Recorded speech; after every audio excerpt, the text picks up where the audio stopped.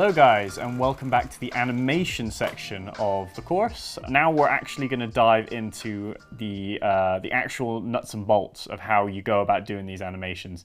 So to recap where you are so far, you've got an idea of the process that goes in pre-production for After Effects and for animating.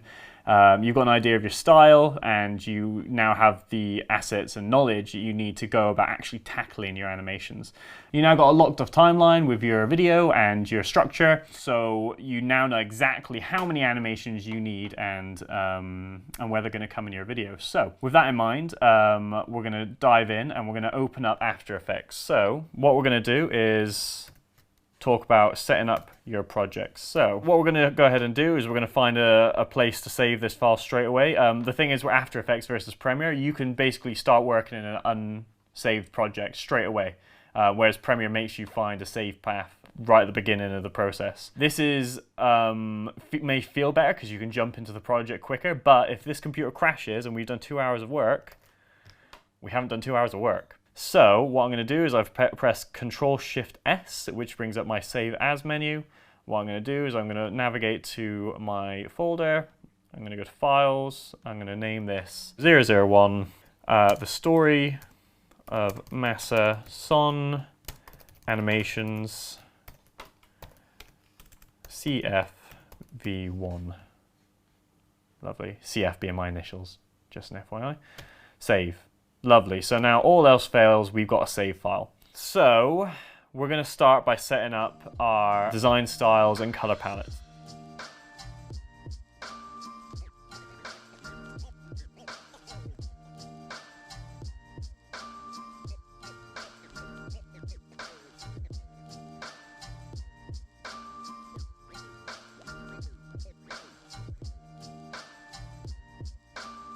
So what I'm going to do is Command-I. I'm going to go into where I save my brand in. I've got my color palette, which I got from the interweb. So it's automatically made it into a composition. It probably isn't the right dimensions that I want, but it's actually a good start for me. If I double click that composition, all right away we can see it's way too small. What we're going to do is we're going to press Control-K, which brings up the composition settings. We're going to change the width to 1900. And I'm going to change the height to 100, and I'll explain why later. I'll probably change this to 30 seconds. Great. And now we've got excessively wide composition, excessively wide and very low height. So I'm going to go Command-Y. I'm going to grab my color picker. I'm going to grab my black. Beautiful.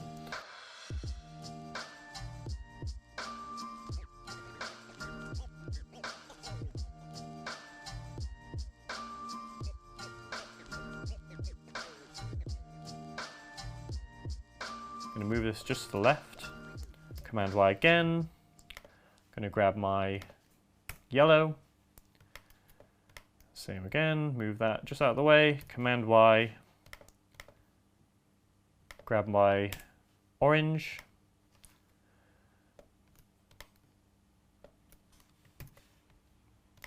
same for blue,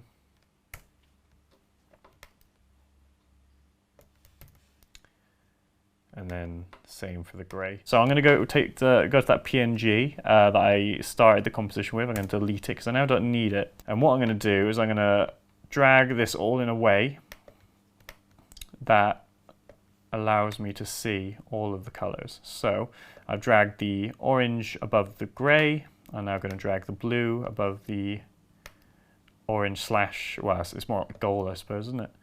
So, and then I'm going to take my actual orange and bring that to the top, and now we have a composition that basically looks like a color chart, and that straight away is our palette composition. That is going to be very useful, and I'll show you why.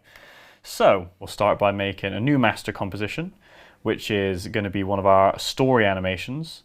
So I'll do new composition. I'll call it animation 1. Because that references with Alex's Premiere project, which is Animation 1, Jeff Bezos, Elon Musk, Bill Gates, Masa Son, them going up and Masa going down, presumably something to do with him losing all his money. We're going to do our custom presets, 1920, 1080, square pixels, 25. And we'll make this, we know it's not going to be 30 seconds, so we'll make it 5 seconds. I think in Premiere it is about, what's that? It's about 3 seconds, so I think 5 seconds is a pretty good place to start. So back to After Effects. First thing we're going to want to do is we're going to want to make a background, something to make the image a bit spicy. So right away, we know we're going to need our color palette as to what color we pick for the background. So I dragged it into my composition, and straight away I can just move this down to the bottom of my composition. And at any point, say I want to make a solid, Command Y, I'll grab my picker. Which one do I want? Yellow, gray, black, red. Let's do blue, see what that looks like. And now I've got on my blue background just ready. I'll move this back to the top and I'll lock it in. And I'm going to click this little guy with his nose over the wall because it means it's basically just a hide layer function. So if I click that and then click him over here, all the layers I'm not using will be hidden. So that's the first thing you'll do when you open a composition. But I've already done this for this project. This takes a bit of time just to set up properly. So what I'm going to do is I'm going to show you one I set up earlier. So we'll go to my AED.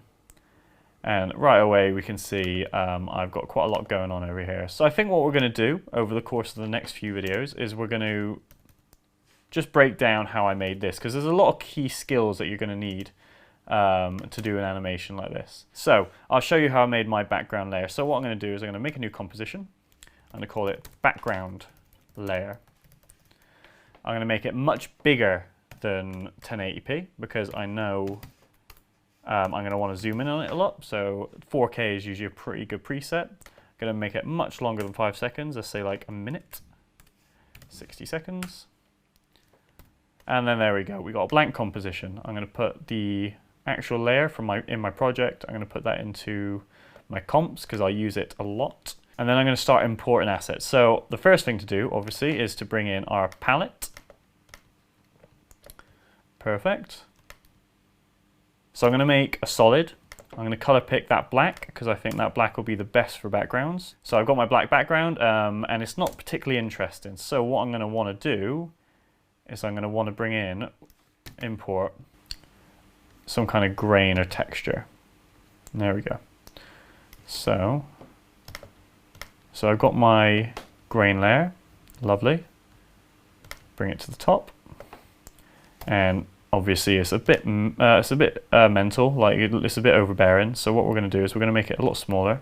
You can mess around with the blending modes on this, but I don't feel it brings through the color in any of the options that well. So, and I want to maintain that off black color. So what I think I'm going to do is I'm going to go to normal blender mode, make this visible. I'm going to go to Luma Key.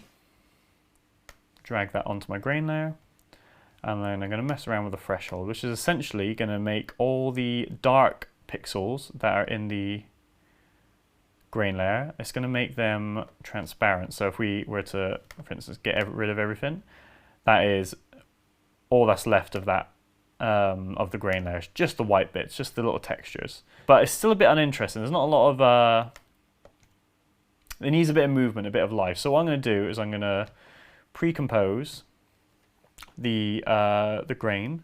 Let's call it grain texture. Grain texture.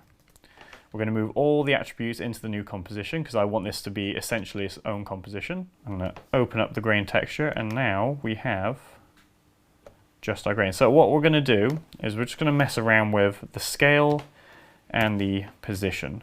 So I went P to activate my position, and I've done S to activate my scale, and I've pressed the stopwatch to enable animation. So what I'm going to do is press Control, right. That's 4 frames from the start, and I'm going to make 2 new keyframes. Beautiful. I'm also going to highlight these keyframes, and I'm going to go right-click and right-click and go toggle hold keyframe. Essentially what this will do is it'll mean it won't animate between the 2 keyframes. So if we go back to what it was, if I was to bring this out here and go there and just move and say like made the scale 100, what you got is basically a pan in on the grain layer. Looks a bit like stars or something from a spaceship.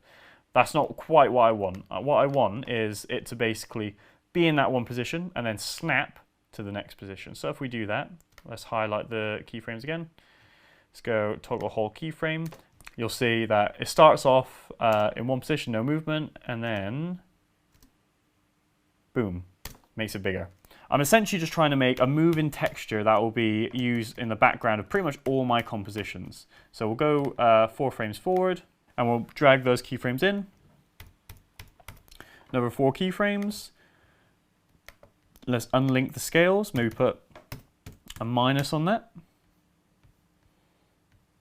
Maybe move that to up a bit. Another 4 keyframes. Maybe I'll now make this like 40. Bring it a little bit smaller, and then the same, we'll do 50 here, and bring you back down, and maybe we'll minus that. So that is essentially flipping the image over the y-axis. So what have we got so far? You've got something that looks a bit like that. That looks interesting. It's like kind of like grain from a Super 8 film or something. So let's go forward 4 more keyframes, and don't worry, we don't need to do this for the whole composition. Once we've got a nice loop, we will just repeat it. So now I've got a good loop. What's that? It's about 2 seconds. So I can highlight these. Command C, Command V. Great, that saved me a bit of time. Do the same with the whole, the new entire amount. 1, 2, 3, 4. Command V. There we go. So now we've got a minute of this looping grain texture. That looks pretty cool to me. Beautiful. We could add some effects to it if we wanted. We could put a Gaussian blur on there to just make it a little less sharp. Beautiful, I love that. Go back to the background layer, and now what we've got is a nice animating texture on the background. And I think that's really good, and that will do exactly what we need to do.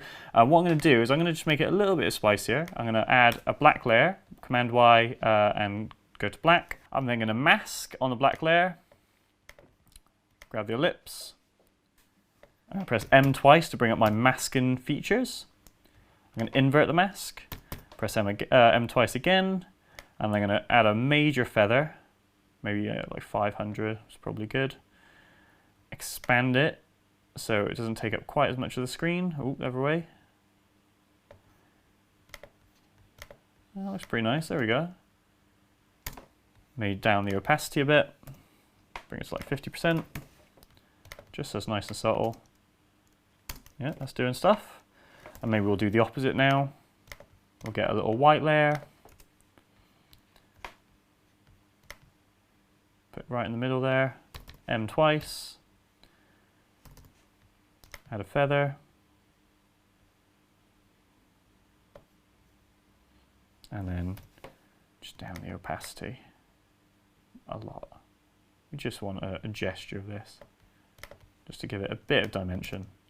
There we go, that looks interesting to me. So we're going to use that a lot in the animating process. We want to make these kind of presets that we can always come back to. Not only does that give us brand consistency, but it will speed us up a lot, because we're going to need backgrounds in essentially every animation we do, or most overlays or transitions. So now we've got that made, we can always come back to it. So we've set up our composition, we've set up our project, we have put together a palette composition, and we put together a background composition. These are both really important so we can speed ourselves up as we edit, and because we're going to come back to animations like that all the time, it makes sense for us to have them at hand. So in the next lesson, we are going to look at typography, which is another fundamental animation which will help elevate the production value of your overall video.